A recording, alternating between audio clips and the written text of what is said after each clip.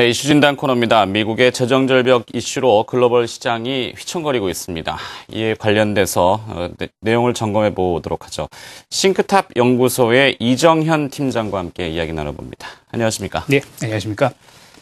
자, 미국 뉴욕 증시 다우존스 산업지수 기준으로 이틀간 3% 급락했습니다.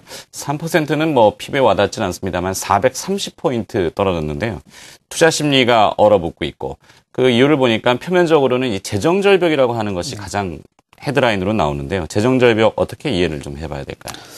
네, 지금 대선 이후 재정절벽 이슈가 굉장히 급격하게 부상이 됐습니다. 실상 이 재정절벽이라는 이 말 자체는 이미 나온 지가 굉장히 오래됐었죠. 하지만 대선이 끝난 직후부터 이게 굉장히 표면적으로 드러나게 됐는데 결국 빅 이슈 중에서 하나가 끝나니까 남아있는 이슈로 좀 시선이 집중되는 모습이다. 이렇게 이해하시면 될 것 같습니다. 실상 재정절벽이라는 게 좀 말도 많고 좀 탈도 많았던 게 사실인데요. 그 말 자체는 이제 과거 이제 발단이었던 이제 부시 행정부가 이제 감세 조치를 했던 게 그 발단이라고 보시면 되겠죠. 근데 이 조치가 서프라임을 맞이하면서 원래는 2010년에 종료가 예상이 되었지만 서프라임으로 인해서 그 2년 연장 조치가 되면서 2012년 말에 돼서 이제 종료가 되는 걸로 됐었습니다. 그렇기 때문에 이제야 다시금 이제 말이 나오게 되는 건데요. 재정절벽 이슈를 제가 한번 정리하는 차원에서 그 관련 스케줄에서 잠깐 짚어보도록 하겠습니다. 예, 준비된 화면을 보시면은. 네. 지금 11월 6일에 이제 미국 대통령 선거가 끝났습니다. 이 선거 끝나고 이제 관련 스케줄이 11월 중순 이후에 이제 재정절벽에 대한 본격적인 논의가 시작될 것이다. 이런 식의 좀 전망치가 나왔었는데, 실제 벌써부터 얘기가 나오고 있죠. 예, 오바마 대통령이 당선 직후 연설에서도 재정절벽을 빨리 해결해야 된다 이렇게 언급을 하기도 하고 피치사에서도 재정절벽 해결 안 하면 신용등급 강등할 수도 있다 이런 식의 경고 조치도 했습니다.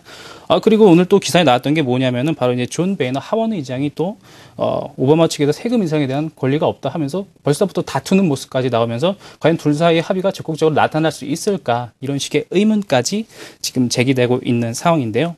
앞으로 있을 11월 하순부터 12월 초까지 좀 부채 한도를 일단은 좀 가능성을 좀 연장시키는 좀 크게 하는 그런 합의가 이루어질 것이다라는 전망도 앞으로 있기 때문에 이 부분도 좀 변수로 작용할 수가 있고 그 이후에 내년으로 넘어갔을 때는 재정절벽 관련해서 이제 부분적인 합의가 과연 어떻게 될 것인가 이 부분까지 앞으로 계속 지켜봐야 되고 또 시장에 나타날 수 있는 변동 요인으로 좀 체크하셔야 될 것 같습니다. 네.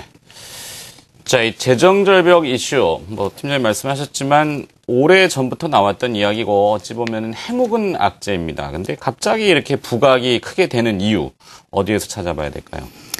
네, 재정절벽에 대한 우려감, 분명 대선 전부터 나왔던 이슈인 건 확실합니다. 하지만 말씀하신 것처럼 지금 계속해서 말씀드리지만 요사이 굉장히 급격하게 표면적으로 나왔습니다. 그런데 왜 그런가 생각을 좀 해볼 필요가 있겠는데요. 좀 결론적으로 말씀드리면 저는 두 가지 측면에서 이렇게 좀 부각이 되고 있는 것이 아닌가 이렇게 판단을 합니다. 먼저 하나는 대선 이벤트가 종료됐다라는 측면에서 이제 재정절벽이 최종 변수이고 또 최대 변수다 이런 측면에서 포커스가 거기에 들어갔다. 이 부분이 좀 표면적으로 나타나게 된 이유다 이렇게 볼 수가 있겠고요. 또 다른 한 가지는 바로 민주당과 공화당의 팽팽한 그런 정치권 구조에서 찾을 수 있겠다 이렇게 판단을 하고 있습니다. 지금 미국에서 가장 중요한 문제는 재정절벽 이슈를 하나로 압축되었다 이 부분인데요. 이전까지는 대선까지 고민을 하다 보니까 재정절벽까지 생각할 이유가 없었던 거죠. 투자를 판단하는 데 있어서 재정절벽 이전에 대선이 관건이기 때문에 거기에 좀 포커스가 맞춰 있다 보니까 좀 재정절벽까지 감안하기는 사실상 어려웠고 좀 보수적으로 대응하는 것이 맞았던 것입니다. 하지만 결국 대선은 끝나버렸고요. 이제 대선 이후에 재정 절벽에 이제 포커스가 잡혀 있는 부분을 확인할 수가 있는 거고 두 번째 이유라고 말씀드렸던 팽팽한 정치 구조. 네, 아시는 것처럼 이제 이번 선거에서 하원은 공화당이 점령을 했고요. 상원은 민주당이 차지를 했습니다. 하원을 공화당에서 차지했던 만큼 이제 오바마의 민주당이 추구하는 정책에 대한 합의 가능성이 굉장히 어려운 거죠. 이제 공화당이 통과시켜주지 않겠다 이런 식으로 배짱을 부리게 되면은 앞으로 있을 두 당의 정책은 합의가 나오기가 굉장히 어렵다. 이 측면에서 불확실성은 더욱 커질 수밖에 없다. 이렇게 이해를 하시는 게 좋을 것 같습니다. 지금 화면에 보시면은 미국 대선 선거의 결과에 대해서 제가 좀 준비를 했는데요. 최종적인 결과는 아니고 이제 중간 결과 어느 정도 나왔던 상황에서 그 표를 준비를 했는데요. 네. 위쪽에 보시는 이제 아래쪽에 이제 그래프 두 개가 있는데 바로 이제 상원과 하원에 얼마나 차지를 했는지를 지금 표기한 그래프입니다. 보시는 것처럼 하원에서는 공화당 쪽에서 이제 압도적으로 많다 이 부분을 확인할 수 있고요. 반면에 상원 쪽에서는 오바마 진영이 더 많다 이렇게 볼 수가 있겠습니다. 시청자분들이 좀 오해하실 수가 있는데 상원과 하원 이름에서 뭐 상원이 훨씬 뭐 대단하고 높은 사람들이고 하원은 그들보다 낮은 사람들이다 이렇게 좀 판단을 하실 수가 있겠는데 사실상 그런 식의 의미는 좀 무리가 가는 입장이고요. 실제 상원 의원 같은 경우는 뭐 임기가 좀 길다던가 뭐 이런 다른 측면에서 하원보다 분명히 특권이 더 있는 거는 맞지만 그렇다고 뭐 하원이 반대했는데 상원이 통과시켜줬다고 된다 이런 게 아니기 때문에 분명 정치적으로는 굉장히 좀 트러블이 생길 수밖에 없다 이렇게 보시면 될 것 같습니다. 네. 자, 관련돼서 외신이 들어왔군요. 이 스탠다드 앤 푸어스가 미국의 재정 절벽의 가능성을 15%로 측정하고 있다고 나왔습니다. 가능성이 15%면은 안 될 가능성이 85%니까 가능성이 낮다고 보는 것 같고요. 이 스탠다드 앤 푸어스의 이런 발언이 어떻게 또 시장에 영향을 줄지 한번 지켜봐야 되겠군요. 미국이라는 나라는 역시 힘의 이 분배와 또 균형을 맞추지 않습니까? 협상이라는 것이 결국에는 조율을 하다가 나중에는 타결이 되지 않겠느냐 이렇게 보고 있는 것 같은데 이 재정 절벽과 관련해서 그렇다면 우리가 대응해야 될 대응 전략이라고 해야 될까요? 어떻게 대응 전략을 좀 잡으면 좋겠습니까? 네, 재정 절벽을 감안한 뭐 대응 전략, 뭐 이 부분에 사실 뭐 지금까지는 제가 뭐 시황이라든가 좀 팩트 사실 중심으로 말씀을 드렸는데 대응 전략을 말씀드릴 때는 좀 더 트레이딩 관점에서 좀 설명을 드리는 게 맞지 않나 이렇게 보고 있습니다. 결론에 앞서서 좀 차트를 하나 보셔야 될 것 같은데요.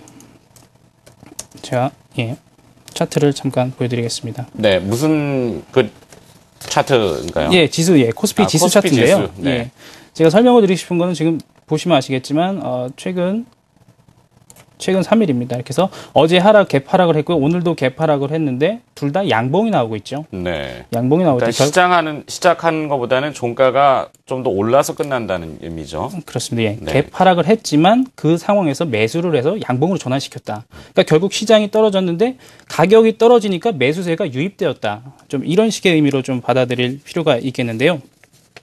결국 투자자들 입장에서는 가격이 떨어지면 살만하다. 좀 이런 식의 인식은 남아있다. 이렇게 보시면 될 것 같습니다.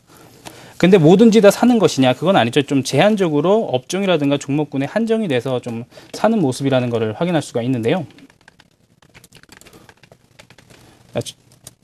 네, 말씀으로. 예, 다음으로 준비된 화면을 보시면 오늘 장에서 이제 코스피 지수에서 주로 이제 어떤 종목이 오르고 어떤 종목이 떨어지고 있는지 등락 현황에 대해서 제가 잠깐 화면을 준비해 봤는데요. 보시는 것처럼 섬유 의복이라든가 종이목재 그리고 의약품, 그다음에 전기전자, 의료정밀, 그다음에 전기가스나 통신업 이런 업종 중심으로 매기가 돌고 있다. 이런 것들을 이제 확인할 수가 있는 건데요. 아시는 것처럼 이제 전통적인 방어주, 뭐 이런 내수주 성격의 종목들이 움직이고 있고요. 그 다음에 전기, 전자 같이 이제 최근에 실적 기대감이 살아있는 그런 업종 중심으로 지금 매기가 돌고 있다. 이렇게 보시면 될 것 같습니다. 지금 결과적으로 이제 뭐 내수주라든가 방어주가 움직이고 있다는 거, 결국 이제 투자자들 입장에서는 바로 지금 약세장이다. 이렇게 인식을 하고 이런 종목군에 좀 더 적극적으로 매매를 임하고 있다. 이렇게 보시면 될 것 같은데요. 제 생각도 마찬가지입니다. 앞서 제가 뭐 미 증시가 좀 안 좋다, 좀 재정 절벽으로 인해서 좀 흔들리는 모습에 대해서 좀 설명을 드렸는데 제가 생각하는 앞으로의 미국 증시는 당분간은 상방을 제외한 하락과 횡보, 반등 이 세 가지 현상으로 좀 나타나지 않을까 저는 이렇게 판단을 하고 있습니다. 이에 따라서 이제 국내 증시 역시 그런 방향성 테스트에 대해서 계속해서 진행이 될 것이다 이렇게 보고 있는데요.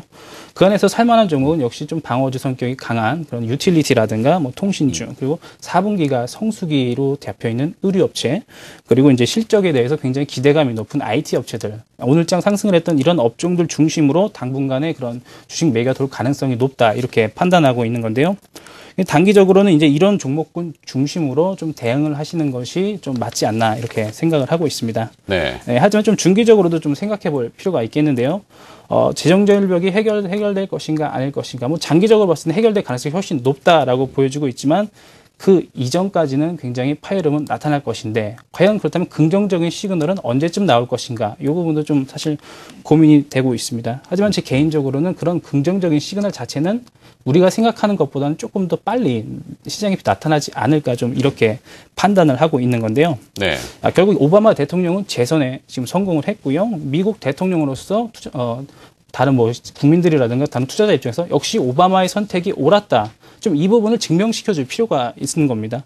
그렇기 때문에 이런 측면에서 어떤 것이 오바마 대통령이 선택이 옳았다라는 걸 증명시켜줄 수 있느냐? 바로 재정 절벽에 대한 조금 완화된 모습, 좀 개선되는 모습을 좀 시장에 좀 제스처를 취해줬을 때 그런 인식이 나타날 수가 있다는 건데요.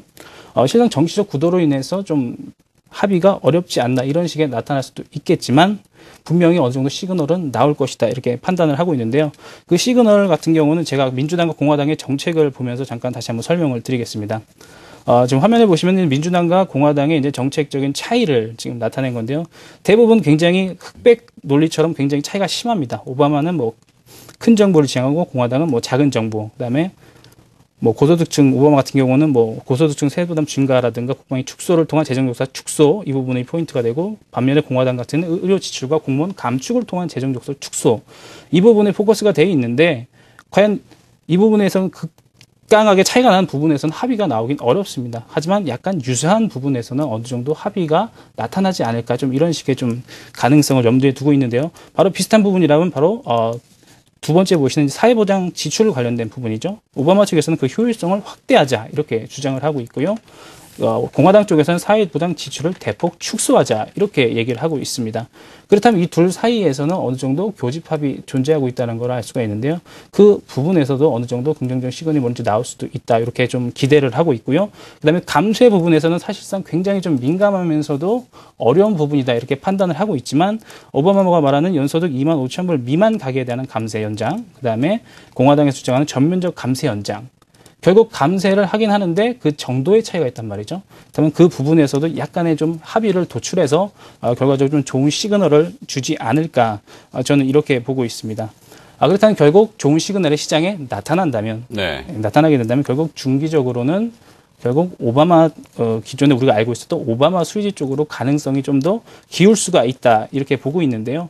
그것은 아까 말씀드린 그 오바마 정부에 대한 명분이 섰던 거죠. 재정 절벽 이슈에 대한 좀 우려감은 좀 축소됐다. 그렇다는 것은 오바마에 대한 신뢰도가 올라갔고 그 신뢰도가 올라간다면 향후 오바마가 정부가 취할 수 있는 정책에 대한 그런 추진력이 어느 정도 확보됐다. 저는 이렇게 기대를 하고 있습니다. 때문에 중기 관점 이상에서는 오바마 수혜죠. 그리고 우리가 알고 있는 태양광이라든가 뭐 그런 신재생 에너지, 헬스케어라든가 이런 셰일가스 관련 업종에 대한 관심이 필요할 것이다. 저는 이렇게 판단을 하고 있는데요. 그 중에서도 하나를 찝으라면 저 같은 경우는 이제 셰일가스 관련을 해서 국내 뭐 피팅 업체라든가 뭐 파이프 업체 그리고 보냉제 업체 중심으로 좀 지금 나타나고 있는 시장 조정을 그 기회를 타서 좀 어느 정도 저점 공략할 수 있는 그런 기회가 되지 않을까 이렇게 판단하고 있습니다. 네. 자, 한달음에 쭉 이야기를 해주셨습니다. 단기적으로는 뭐 우리 전문가들이 많이 표현하시는 이야기인데 단기 트레이딩 관점 이렇게 하신단 말이죠.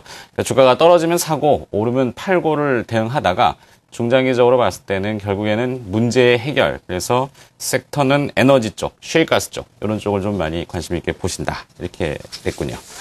네, 오늘 이슈 진단 미국의 재정 절벽과 관련해서 국내 시장의 대응 방안, 전략 한번 들어봤습니다. 싱크탑 연구소의 이정현 팀장이었습니다. 고맙습니다.